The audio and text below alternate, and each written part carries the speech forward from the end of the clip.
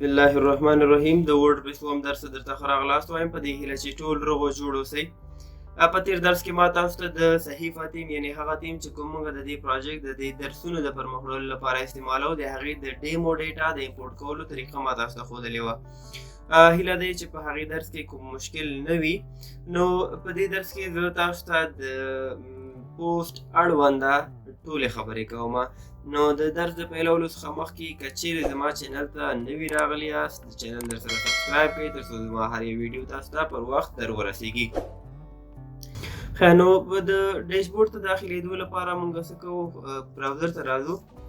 براوزر کې ښه لومړی خو به زه خپل ویب سایټ وګورم چې کوم موږ ډیمو ډیټا امپورټ کړې وه هغه په کوم قسم باندې اوس زموږ ویب سایټ ښکاره کېږي هغه به په دې شکل باندې معلومیږي. ښه نو اوس زه راځم ډیشبورډ ته لاګین کېږم. د لاګین کېدو لپاره به تاسو لوکل هوسټ ولیکئ، بیا د پروجیکټ نوم او له هغې څخه وروسته به تاسو اډمین ولیکئ لاګین. نو اوس په دې ځای کې به تاسو یوزر نیم ولیکئ. په دې پاسورډ ټیکس باکس کې او لاندې ټیکس باکس کې به تاسو پاسورډ ولیکئ. د پاسورډ ورکولو څخه وروسته به لاګین کړئ. ښه تاسو خپل ډیشبورډ ته لاګین شوئ. نو په دې چپ اړخ کې تاسو وګورئ لومړی په دې برخه کې چې د سایډ مینیو ورته ویل کېږي په دې کې ډیشبورډ ده، ورپسې پوسټ دي. تاسو په دې باندې ودرېږئ نو تاسو ته به څلور نورې برخې راښکاره شي. په دې ځای کې آل پوسټ دي، ایډ نیو ده، کیټګریز دي او ټیګز دي. ښه زه به د ټیګز نه شروع کوم. نو تاسو لومړی باید د ټیګ مطلب باندې پوه شئ چې ټیګ څه ته ویل کېږي. ټیګ د که چېرته لغوي معنا ته یې موږ وګورو د لویې برخې او کوچنۍ برخه. خو په دې ځای کې ورنه مطلب دا ده چې کله موږ یو پوسټ کوو نو موږ باید ورسره ټیګز ورکړو. ټیګز د دې لپاره مهم دي تر څو نور څوک ستاسو د پوسټونو په اړه سرچ کوي نو ستاسو پوسټونه به ورته ژر مخته راځي. ښه نو دا ټول هغه په دې لیست کې چې کوم تاسو ته ښکاره کېږي دا ټول هغه ټیګز دي. کله چې موږ په تېر درس کې ډیمو ډیټا امپورټ کړه نو د هغې سره دا ټول ټیګز راغلي دي. ښه نو په دې ځای کې تاسو کولی شئ چې نوي ټیګز هم اضافه کړئ. ګورئ دلته لیکلي ایډ نیو ټیګ. نو په دې ځای کې به د ټیګ نوم لیکئ، سلګ به یې لیکئ. سلګ مهم نه دی، دا په خپله هم اخلي او ډسکرپشن به یې لیکئ، تفصیل به یې لیکئ. له هغې نه وروسته به ایډ نیو ټیګ باندې کلیک کوئ. نو زه راځم یو نوی ټیګ پکې اضافه کوم د ساینس په نوم باندې. ښه نو د ساینس په نوم ګوره دا ضرور نه دی، تاسو دا په خپله هم اخلي. په دې ځای کې ډسکرپشن ورکوئ نه ورکوئ دا هم اړین نه دي. نو تاسو ایډ نیو ټیګ باندې کلیک کوئ. کله چې تاسو په دې بټن باندې کلیک وکړئ دا به په دې لیست ته ور اضافه شي. ګورئ ساینس دا اوس موږ سره اضافه شو. نو تاسو کولی شئ چې بیرته ایډیټ هم کړئ، کویک ایډیټ دی، ډیلیټ کولی هم شئ، لیدلی هم شئ. صحیح ده. نو په دا د ټیګ برخه شوه. که چیرې تاسو غواړئ چې دا ټول ټیګز په یو ځل باندې ډیلیټ کړئ نو تاسو به څه وکړئ په دې اپشن باندې به کلیک وکړئ، ډیلیټ انتخاب کړئ او اپلای باندې کلیک وکړئ. او یا هم که چیرې تاسو کوم ټیګ سرچ کول غواړئ نو تاسو به څه وکړئ په دې ځای کې به راشئ د ټیګ نوم به ولیکئ او سرچ ټیګ باندې به کلیک وکړئ. هغه به څه شي تاسو ته به هغه ټیګ راښکاره شي، را پیدا به شي. نو دا هغه د ټیګ برخه وه چې تاسو باید ورباندې پوه شئ. ښه بلې برخې ته راځو. کیټاګوریز دي. کیټاګوریز څه ته ویل کېږي؟ بېلابېلې برخې. زه راځم په دې کلیک کوم، دا برخې ما ته راخلاصېږي. ښه نو په دې ځای کې دا په دې لیست کې چې تاسو وینئ دا هغه برخې دي چې کوم موږ ډیمو ډیټا امپورټ کړه له هغې سره په خپله راغلي دي. ښه نو موږ کولی شو چې په خپله خوښه یو نوې برخه هم اضافه کړو. دلته لیکلي دي چې ایډ نیو کیټګوري. دې ځای کې موږ برخه اضافه کوو. دا د کیټګوري نوم دی، د سلګ دی چې مهم نه دی، دا په خپله هم اخلي. په دې ځای کې موږ ورته څه شی انتخابوو؟ پیرنټ. که چېرته دغه کیټګوري یو بله پیرنټ کیټګوري لري نو موږ یې څه کوو دلته په دې لیست کې انتخابوو ورته. که چېرته نه لري نو همداسې نن پرېږدو یعنې نشته. په دې کې ډسکرپشن ورکوو یعنې تفصیل یې ورکوو. هغې نه وروسته ایډ نیو کیټګوري باندې کلیک کوو. ښه زه راځم دلته ګوره مختلفې برخې پکې دي خو زه به دلته یو بله برخه پکې اضافه کړم د افغانس په نوم باندې. صحیح شوه. ښه په دې ځای کې سلګ مهم نه دی، پیرنټ کیټګوري نه لري، ډسکرپشن زه نه ورکوم. ایډ نیو کیټګوري باندې کلیک کوم نو دا به څه وشي؟ دا کیټګوري به هم په دې ځای کې اضافه شي. دغه کټګوریز دغه برخې په واسطه موږ کولی شو چې په خپل ویب سایټ کې موږ پوسټونه سره جلا کړو. د دې ګټه همدا ده چې موږ کولی شو چې نوي پیجونه جوړ کړو، یعنې د افغان په نوم باندې یو پیج جوړ کړو او دغه پوسټونه چې کوم د دې کټګوري مطابق دي دا به ټول په هغه پیج کې راښکاره کیږي. نو د دې کټګوریانو د دې برخو ګټه دا ده چې موږ په خپل ویب سایټ کې برخې پکې جلا جلا کړو چې تر څو پورې چې نو زموږ ویب سایټ ته څوک راځي ویني نو هغوی په اسانۍ سره د ډیټا را پیدا کړی شي. ښه، دلته هم تاسو کولی شئ چې سرچ کوئ د کوم کټګوري په اړه باندې تاسو کتل غواړئ نو تاسو د دې نه سرچ کولی شئ. که چېرته ټول ډیلیټول غواړئ نو ډیلیټ باندې کلیک کوئ او اپلای کوئ. ښه، نو دا خو د کټګوریز برخه وه نو چې تاسو به انشاءالله پوه شوي یاستئ ورباندې. زه اوس راځم ایډ نیو باندې کلیک کوم، یعنې ایډ نیو پوسټ باندې کلیک کوم. د دې نه زه کولی شم چې یو نوی پوسټ اضافه کوم. زه راځم ایډ نیو باندې کلیک کوم. ښه، په دې ځای کې به ماته هغه د پوسټ ایریا راښکاره شي کوم ځای په واسطه چې زه کولی شم یو په خپل ویب سایټ کې پوسټ وکړم. ښه، کیدای شي ستاسو په ډیشبورډ کې دا په دې شکل باندې وي. نو که چېرته تاسو غواړئ چې هغه سایډ مینیو هم ورسره راښکاره شي نو تاسو به په دې 3 ډاټ باندې به کلیک کوئ.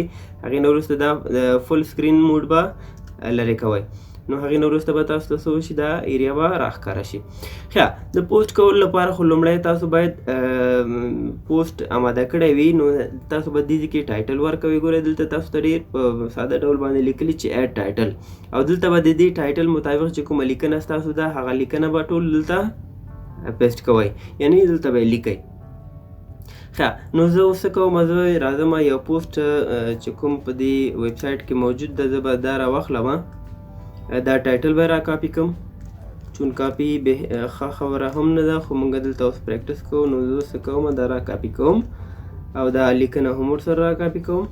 ښه، دا لیکنه هم ما کاپي کړه. زه راځم دا دې ځای کې پیسټ کوم.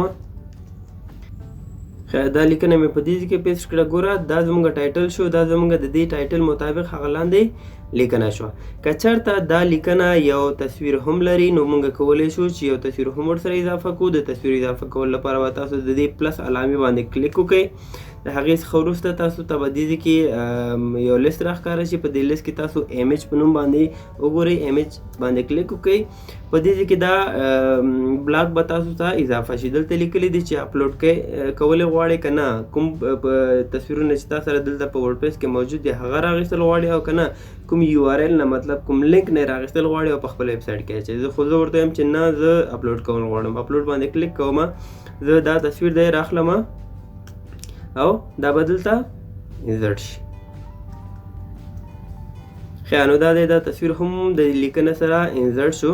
اوس که چېرته ستاسو دغه لیکنه کومه ویډیو هم لري نو تاسو کولی شئ چې څه وکړئ، یو ویډیو هم ورسره اضافه کوئ. د ویډیو د اضافه کولو لپاره به تاسو دلته پلس علامې باندې به کلیک وکړئ. تاسو په دې ځای کې ویډیو وګورئ. که چېرته په دې ځای کې تاسو ته نه ښکاره کېږي نو تاسو به دلته څه وکړئ، دلته به ویډیو ولیکئ. هغې نه وروسته به تاسو ته دې ځای ته راشي، تاسو به په دې کلیک وکړئ. ګوره دا بلاک اضافه شو.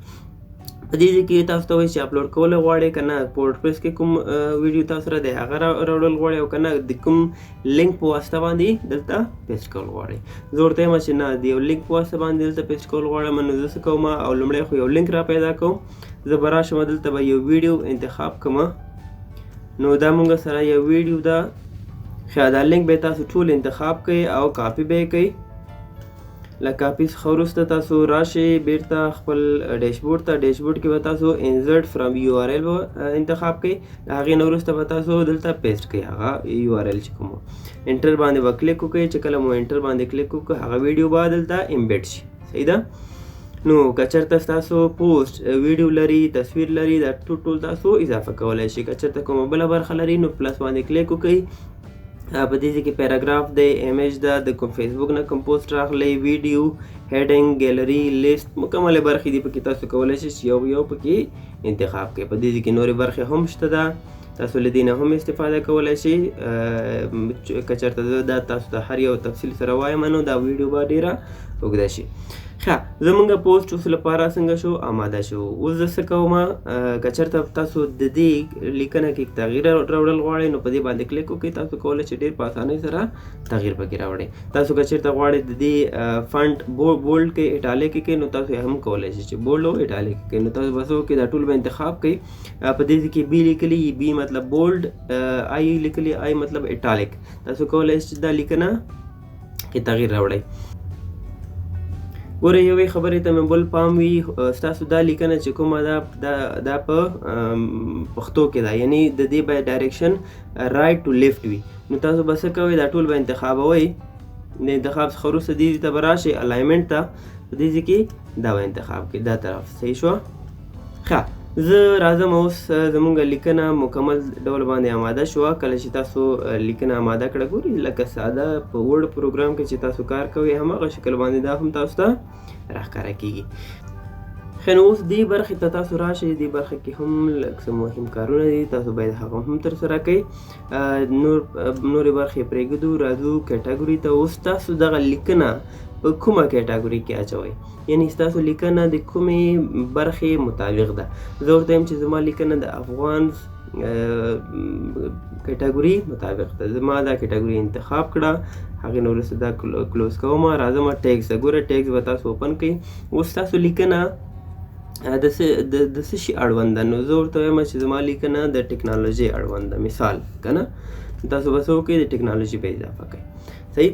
نور ټیګونه هم تاسو ورکولی شئ. زه ورته یم چې کمپیوټر. ښه د ټیګ څخه لاندې دلته فیچر ایمیج دی راکېږي نو د فیچر ایمیج د انتخابولو لپاره به تاسو سیټ فیچر ایمیج باندې کلیک وکړئ.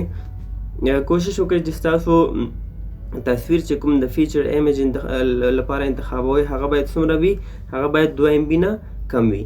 زه راځم لومړی باید یو 2 MB نه کم یو تصویر باید را پیدا کړم. زه به د دې سایز وګورم چې دا څومره ده. دا یو تصویر ما لپاره صحیح ده ولې چې سایز یې کم ده. زه څه کوم سلیکټ فایل هغې نه وروسته دا یو تصویر اوپن نو په دې کې څه وشو هغه تصویر به تاسو سره اضافه شي. ښه اوس زموږ پوسټ په مکمل شکل باندې آماده شو. کله چې زموږ پوسټ آماده شو نو موږ یې کولی شو چې پبلش کړو. دې بټن نه به تاسو کلیک کوئ پبلش کوئ به پبلش باندې کلیک کړئ ستاسو لیکنه پبلش شو. نو چې کله ستاسو لیکنه پبلش شوه تاسو خپل ویب سایټ ته راشئ. ستاسو لیکنه به حتما په دې ځای کې پوسټ شوي. لاندې برخې ته راشئ دلته وګورئ لیټیسټ پوسټ کې دلته موږ سره کومه لیکنه ده دا یوه لیکنه ده. کله چې زه په دې باندې کلیک کوم دا ماته په مکمل ډول باندې راخلاصېږي. ګورئ دا هغه تصویر شو کوم چې موږ ورته انتخاب کړ. دا لاندې ټیکس دی. صحیح شوه. دا تصویر شو. دا هغه ویډیو شو چې کوم ورسره مونږ امبیډ دلته لیکلي د چا لخوا نه دا پوسټ شوی دی د اډمین لخوا نه شوی دی. دا انشاءالله مونږ ووایو چې خپل پروفایل څنګه چینج کولی شو تصویر څنګه پکې راوړلی شو یا نور لیکنه ورسره څنګه اضافه کولی شو دا به هم مونږ وایو. نو دا هغه پوسټ و چې مونږ اوس وکړه. خیر اوس زه راځم ایډ نیو پوسټ خو مونږ وویلې چې دې نه مونږ نوی پوسټ اضافه کوو. په کوم شکل اضافه کوو تاسو خپله ولیده. ښه پاسنۍ ساحې ته راځم پاسنۍ اپشن ته راځم آل پوسټ لیکلي دې باندې مونږ کلیک کوو چې زمونږ په ویب سایټ کې ټول پوسټونه شوي دي هغه به مونږ ته دلته راښکاره کېږي. په دې ځای کې ټول پوسټونه مونږ ته راښکاره کېږي. دغه پوسټ چې مونږ اوس وکړو هغه دلته په سر کې راغلی ده. که چېرته زه په دې کې تغییرات راوړل غواړم نو زه څه کوم په دې برخه کې ته راځم او ایډیټ باندې کلیک کوم. چې کله مې ایډیټ باندې کلیک وکړ هغه مکمله صفحه به درته بیا راخلاصه شي او تاسو په دې کې مثالي تغییرات راوستل غواړئ نو تاسو کله چې تغییرات راوړه په دې خپل پوسټ کې تاسو به اپډیټ باندې کلیک وکړئ. چې کله مو اپډیټ کړو نو خپل پوسټ وګورئ تغییرات به پکې راغلی وي. ښه د نن ورځې درس تر همدې پورې بس دی. هیله دی چې په درس پوه شوي یاستئ او که کوم پوښتنه لرئ په کمنټ کې راته پرېږدئ. انشاءالله زه به تاسو ته ځواب کړم. اوس لپاره ښه وخت ولرئ. الله مو مل شه.